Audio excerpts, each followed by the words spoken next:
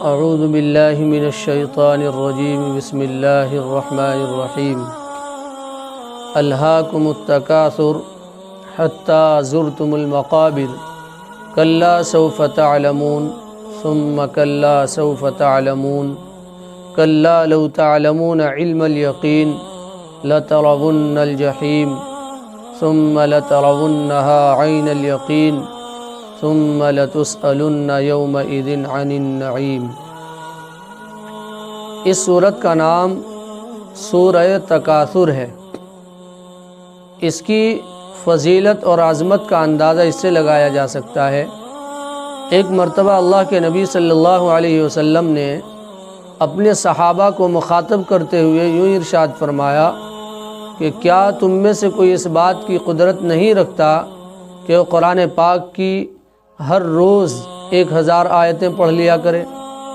صحابہ کرام رضوان اللہ تعالی علیہم اجمعین نے عرض کیا کہ اللہ کے نبی صلی اللہ علیہ وسلم، ہم میں سے ہر شخص کہ روزانہ 1000 آیتیں کون پڑھ سکتا ہے؟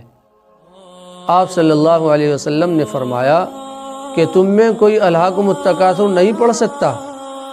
مطلب یہ ہے کہ الہاکم التکاثر روزانہ پڑھنا 1000 آیتوں کے پڑھنے کی برابر ہے۔ تو اس سے اس سورت کی فضیلت اور اہمیت کا اندازہ لگایا جا سکتا ہے۔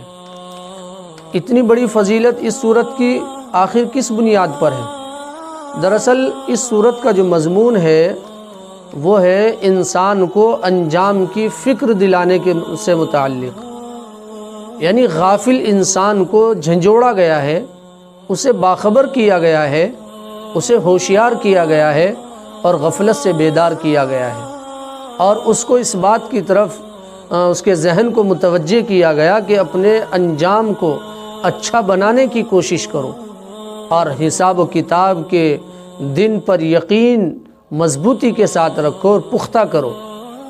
اور ظاہر سی بات ہے یہ ہے ہی ایسی چیز کہ جب آدمی کا حساب و کتاب پر یقین پختہ ہوگا اور وہ اپنے انجام کو، اپنے آخر کو جو ہے اپنے آخری ایام کو زندگی کے جب بہتر بنانے کی طرف چلے گا اور اپنی آخرت کو اچھا بنانے کی طرف چلے گا، یعنی اسے انجام کی جب فکر ہوگی تو ظاہر سی بات ہے پھر وہ شخص جو ہے انجام کو اچھا بنانے کی کوشش بھی کرے گا۔ تو جب ہر روز کوئی شخص سورہ تکاثر کی سورت پڑھے گا اور یہ آیتیں ان آیتوں کی تلاوت کرے گا، ان میں غور و فکر کرے گا، تو اس کو اس بات کا استحضار رہے گا کہ انجام کی فکر ضروری ہے، اپنے انجام کو اچھا بنانے کی کوشش کرنی چاہیے۔ یہ فکر جو ہے ہر آدمی کے سامنے رہے گی۔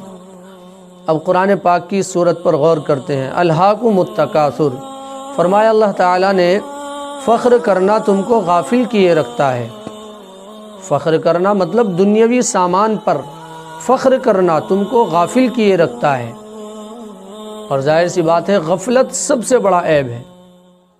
جب تک انسان غافل ہے سارے گناہوں کے اندر وہ ملوث رہے گا، اور جو انسان غافل نہیں ہے وہ گناہوں سے بچنے کی پوری کوشش کرے گا۔ گناہ ہوتا ہی اس بنیاد پر ہے کہ انسان غفلت میں پڑ جاتا ہے، بھول جاتا ہے اپنے رب کو، بھول جاتا ہے روز حساب کو، بھول جاتا ہے روز آخرت کو، ساری چیزیں جب بھول جاتا ہے اور غفلت میں پڑ جاتا ہے تب گناہ ہوتا ہے۔ تو اللہ فرماتا ہے فخر کرنا تم کو غافل کیے رکھتا ہے۔ تکاثر کا جو لفظ یہاں پر آیا، تکاثر کثرت سے مشتق ہے، یعنی اس سے بنا ہے، اور معنی اس کے ہیں خوب زیادہ مال و دولت جمع کرنا۔ حضرت ابن عباس رضی اللہ تعالیٰ عنہ اور حسن بصری نے اس لفظ کی یہی تفسیر کی ہے، اور یہ لفظ بمعنی تفاخر بھی استعمال کیا جا سکتا ہے۔ حضرت قتادہ کی یہی تفسیر ہے۔ تو اس سے معلوم ہوا، یعنی حضرت ابن عباس رضی اللہ تعالیٰ عنہ اور حسن بصری نے جو تفسیر کی کہ یہاں پر جو فرمایا گیا فخر کرنا تم کو غافل کیے رکھتا ہے، مطلب مال و دولت کو جمع کرنا تم کو غافل کیے رکھتا ہے۔ حضرت ابن عباس اور حسن بصری کی تفسیر کے مطابق یہ کہ مال کی دوڑ میں، مال حاصل کرنے کی دوڑ میں لگے رہنا لگے رہنا اور بہت زیادہ مال و دولت جمع کرنا تم کو آخرت سے غافل کیے رکھتا ہے۔ اور یا حضرت قتادہ کی اگر تفسیر کے مطابق دیکھیں تو فخر کرنا تمہیں غافل کیے رکھتا ہے۔ چنانچہ کئی مرتبہ لوگ جو ہے جب بیٹھ جاتے ہیں 2-4 لوگ اکٹھے ہو کر تو اپنے جو ہے مال و دولت پر وہ خوب فخر کرتے ہیں، کہتے ہیں ماشاءاللہ بھائی ہمارے پاس میں اتنے پلاٹ ہیں اور اتنی زمینیں ہیں، ہمارے پاس میں اتنا مال و دولت ہے۔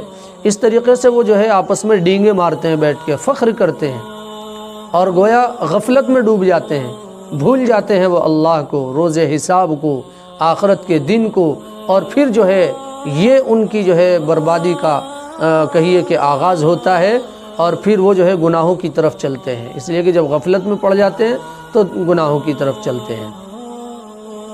حضرت ابن عباس رضی اللہ تعالیٰ عنہ کی ایک روایت میں ہے کہ رسول اللہ صلی اللہ علیہ وسلم نے الہاکم التکاثر پڑھ کر فرمایا کہ اس سے مراد یہ ہے کہ مال کو ناجائز طریقوں سے حاصل کیا جائے اور مال پر جو فرائض اللہ کے عائد ہوتے ہیں ان میں اس مال کو خرچ نہ کیا جائے۔ یعنی یہاں پر جو فرمایا گیا فخر کرنا تم کو غافل کیے رکھتا ہے، حضرت ابن عباس فرماتے ہیں کہ اس سے مراد یہ ہے کہ حضور پاک علیہ الصلوۃ والسلام نے فرمایا کہ مال کو ناجائز طریقوں سے حاصل کیا جائے اور مال پر جو فرض جو ذمہ داریاں اللہ نے عائد کی ہیں ان میں مال خرچ نہ کیا جائے۔ یہ جو ہے غفلت میں پڑنا ہے۔ حتی زرتم المقابر، یہاں تک کہ تم قبرستان پہنچ جاتے ہو۔ یہاں زیارت مقابر سے مراد مر کر قبر میں پہنچنا ہے، یعنی یہاں تک کہ تمہیں موت آ جاتی ہے۔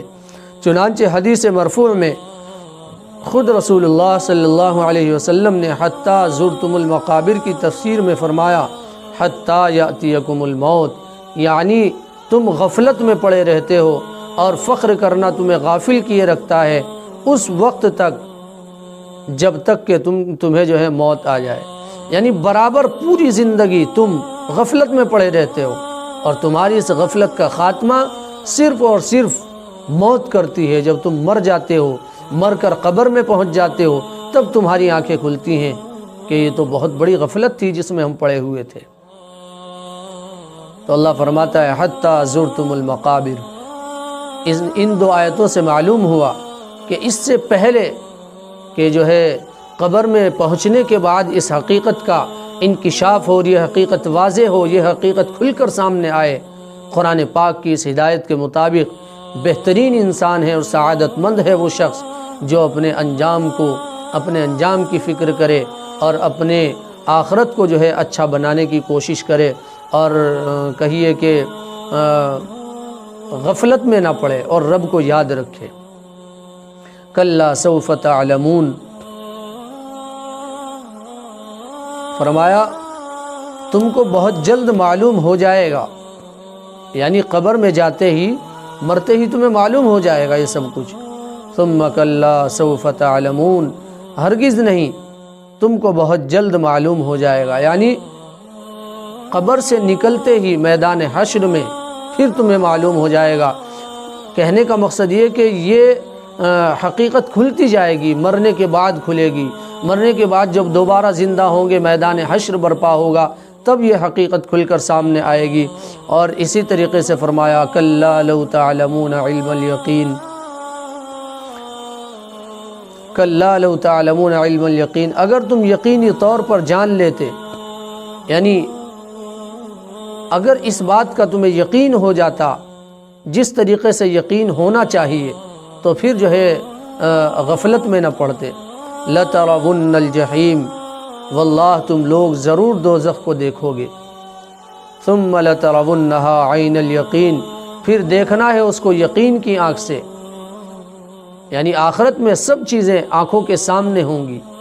اب جو چیزیں غیب ہیں، جنہیں غیب کہا جاتا ہے، جن پر ایمان، جسے ایمان بالغیب کہا گیا، جو چیزیں ابھی تک چھپی ہوئی ہیں، وہ سب جو ہے میدان کہیے کہ عالم آخرت میں آنکھوں کے سامنے ہوں گی۔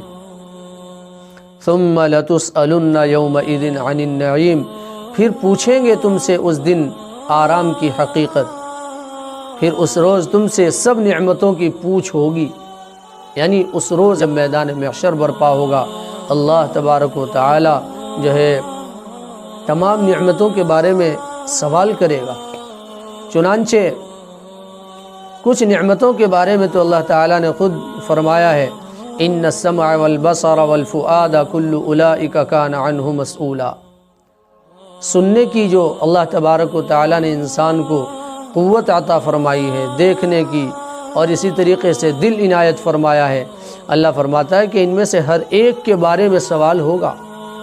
تمہیں ہم نے جو سننے کی نعمت سے نوازا تھا، دیکھنے کی جو نعمت تمہیں عطا کی تھی، اور اسی طریقے سے دل جو تمہیں عطا کیا تھا، اس کو جو ہے تم نے کہاں پر خرچ کیا ہے، کن کاموں میں اسے خرچ کیا ہے، یہ باقاعدہ جو ہے اللہ تبارک و تعالیٰ اس کے بارے میں سوال کریں گے۔ اسی طریقے سے ایک حدیث میں اللہ کے نبی صلی اللہ علیہ وسلم نے یہ ارشاد فرمایا کہ میدان محشر میں کوئی آدمی اپنی جگہ سے سرک نہ سکے گا، اپنی جگہ سے ہٹ نہیں سکے گا جب تک کہ 5 سوالوں کا جواب اس سے نہ لیا جائے۔ ایک یہ کہ اس نے اپنی عمر کو کن کاموں میں فنا کیا۔ اللہ پوچھیں گے اولم نعمرکم ما یتذکر فیہ، کیا ہم نے تمہیں زندگی نہیں دی تھی جس میں تم نصیحت حاصل کرتے؟ یہ زندگی کھیل کود کا سامان نہیں تھی، یہ تو ایک مقصد کے تحت تمہیں زندگی دی گئی تھی۔ تو آخر جو تمہیں عمر دی گئی تھی، زندگی دی گئی تھی، تم نے اس عمر کو کن کاموں میں خرچ کیا؟ دوسرے یہ کہ اس نے اپنے شباب کی قوت کو کن کاموں میں خرچ کیا۔ اللہ پوچھیں گے کہ ہم نے تمہیں جوانی عطا کی تھی، جوانی کی قوت کا تم نے کہاں استعمال کیا؟ اس کا جواب دیجئے۔ تیسرے نمبر پر یہ کہ جو مال اس نے حاصل کیا وہ کس کس طریقے جائز یا ناجائز سے حاصل کیا، یعنی مال حاصل کرنے میں تیسرا سوال یہ ہوگا کہ مال حاصل کرنے میں کیا طریقہ تم نے استعمال کیا، جائز طریقہ تم نے رکھا تھا اور یا ناجائز طریقہ استعمال کیا تھا، ذرائع آمدنی کس راہ سے تم نے اپنے اختیار کیے تھے۔ چوتھے نمبر پر سوال یہ ہوگا کہ اس مال کو کہاں کہاں خرچ کیا۔ مال کے بارے میں 2 سوال ہیں، کہاں سے کمایا اور کہاں پر خرچ کیا، یہ 2 بڑے سوال ہیں۔ اور 5ویں نمبر پر یہ ہے کہ جو علم اللہ تعالیٰ نے اس کو دیا تھا اس پر کتنا عمل کیا۔ بہرحال، اور امام تفسیر مجاہد نے فرمایا کہ قیامت میں یہ سوال دنیا کی ہر لذت کے متعلق ہوگا، خواہ اس کا تعلق کھانے پینے سے ہو یا لباس اور مکان سے یا بیوی اور اولاد سے یا حکومت اور عزت سے، ہر نعمت کے بارے میں اللہ تعالیٰ جو ہے سوال کریں گے۔ قرطبی نے اس کو نقل کر کے فرمایا کہ یہ بالکل درست ہے، اس سوال میں کسی خاص نعمت کی تخصیص نہیں ہے، یعنی یہ جو فرمایا گیا کہ پھر پوچھیں گے اس روز تم سے سب نعمتوں، پھر اس روز تم سے سب نعمتوں کی پوچھ ہوگی، یہ جو فرمایا ہے اللہ تعالیٰ نے۔ تو امام مجاہد فرماتے ہیں کہ ہر قسم کی نعمت کے بارے میں یہ سوال ہوگا، جنہیں حکومت ملی، عزت ملی، یا بیوی، اولاد، لباس، مکان، کھانے پینے کی چیزیں، سب کے بارے میں سوال ہوگا۔ ہم نے تمہیں یہ چیزیں دی تھی، تم نے ان کا کیسے استعمال کیا ہے؟ حکومت ملی تھی، ناجائز تو استعمال نہیں کیا، لوگوں کو دبایا تو نہیں، پردھان بننے کے بعد، ممبر بننے کے بعد جی، اور یا اسی طریقے سے اور دوسرے عہدے حاصل کرنے کے بعد ناجائز لوگوں کو ستایا تو نہیں، کسی کی عزت پر تو ڈاکہ نہیں ڈالا، کسی کی زندگی کو جو ہے کہیے کہ 2 بھر تو نہیں کیا۔ یہ سوال ہوں گے باقاعدہ۔ اللہ تبارک و تعالی جو ہے ہمیں عمل کی توفیق مرحمت فرمائے۔ تو اس سورہ تکاثر سے بس یہی بات معلوم ہوئی کہ آدمی جو ہے اپنی آخرت کی فکر کرے، اپنے انجام کی فکر کرے، اس لیے کہ معلوم نہیں دنیا میں تو ایک آدمی ممکن ہے اچھی زندگی گزار رہا ہو، لیکن صرف یہ دنیا کی زندگی نہیں ہے، اس عالم دنیا کے بعد میں عالم برزخ ہے، پھر اس کے بعد عالم آخرت ہے، یہ 3 عالم اللہ نے بنائے ہیں۔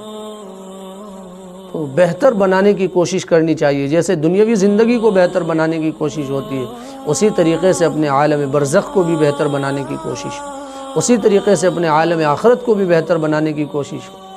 تو اپنے انجام کی فکر ہو، اس کے لیے تڑپتے رہنا چاہیے، اس کے لیے روتے رہنا چاہیے، اس کے لیے اللہ سے مانگتے رہنا چاہیے، اس کے لیے غفلت سے اپنے آپ کو نکالنا چاہیے، اللہ سے ڈرتے رہنا چاہیے، اللہ میرا انجام اچھا ہو، کلمے پر میری موت آئے اور اے اللہ اس حال میں موت آئے کہ تو مجھ سے راضی ہو۔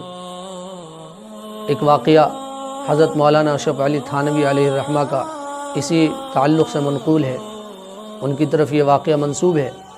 کسی حاسد نے ان سے معلوم کیا، ان کو غصہ دلانے کے لیے، کوئی کتا برابر سے جا رہا ہوگا تو اس نے کہا حضرت سے کہ تم بہتر ہو یا یہ کتا جو جا رہا ہے یہ تمہارے سے بہتر ہے، یعنی غصہ دلانے کے لیے۔ حاسد تھا وہ، تو حضرت نے فرمایا بھائی، یعنی غصہ نہیں ہوئے حضرت، بلکہ فرمایا بھائی اگر میرا انجام اچھا ہو گیا، کلمے پر موت آ گئی، اللہ نے مجھے بخش دیا، تو پھر تو میں اس سے بہتر ہوں، اور اگر ایسا نہیں ہو سکا العیاذ باللہ تو پھر یہ مجھ سے بہتر ہے کتا، اس لیے کہ اس کو حساب و کتاب نہیں دینا ہے۔ تو انجام کی فکر کرنا بہت بڑی چیز ہے، اور کہیے کہ انسانوں کی بڑی تعداد غفلت میں پڑی ہوئی ہے اپنے انجام کی فکر سے، انجام کی فکر نہیں ہے اسے، دنیا کے ساز و سامان میں الجھ کر رہ گئی ہے، انجام کی فکر نہیں ہے۔ بڑا خوش نصیب ہے وہ شخص جو اپنے انجام کی فکر کرے اور اس کو بہتر بنانے کی جو ہے آخری دم تک کوشش کرتا رہے۔ اللہ تعالی عمل کی توفیق۔